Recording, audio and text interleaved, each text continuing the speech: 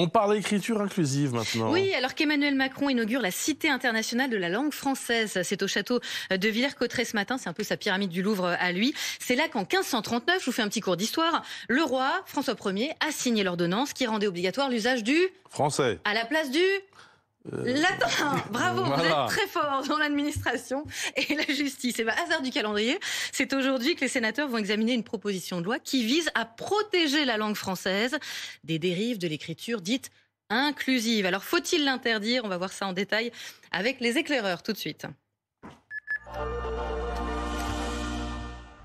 Fanny Wegscheider, c'est quoi d'abord cette fameuse écriture inclusive? Eh bien, la définition, elle remonte à il y a 8 ans. En 2015, le Haut Conseil à l'égalité définissait, recommandait en tout cas à plusieurs institutions d'utiliser cette écriture inclusive qu'elle définissait comme un ensemble d'attentions graphiques et syntaxiques permettant d'assurer, vous le voyez, une égalité entre les femmes et les hommes. Et cette écriture inclusive, elle repose sur plusieurs principes, parmi lesquels, par exemple, parmi les plus connus, ce fameux point médian, vous le savez, pour écrire, par exemple, les citoyens, point NE, point S, au lieu de les citoyens avec un S dans le sens générique. La double flexion, un peu dans le même état d'esprit. Les Françaises et les Français, au lieu de dire les Français globalement.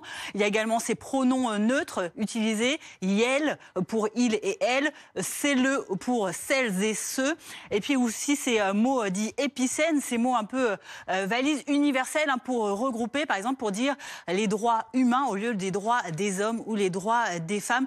Voilà pour les grands principes qui régissent cette écriture. Et alors, cette proposition de loi, qu'est-ce qu'elle dit ?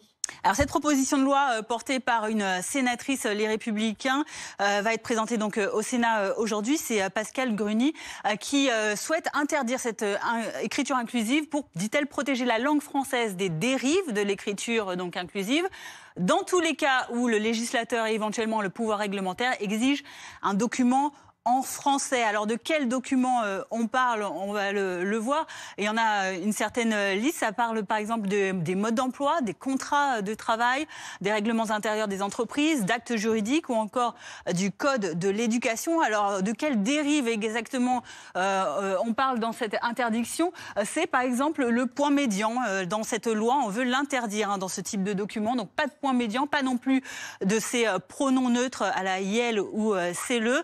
En revanche, sont autorisés les principes de double flexion ou encore les mots génériques. Mais voilà ce qui est visé.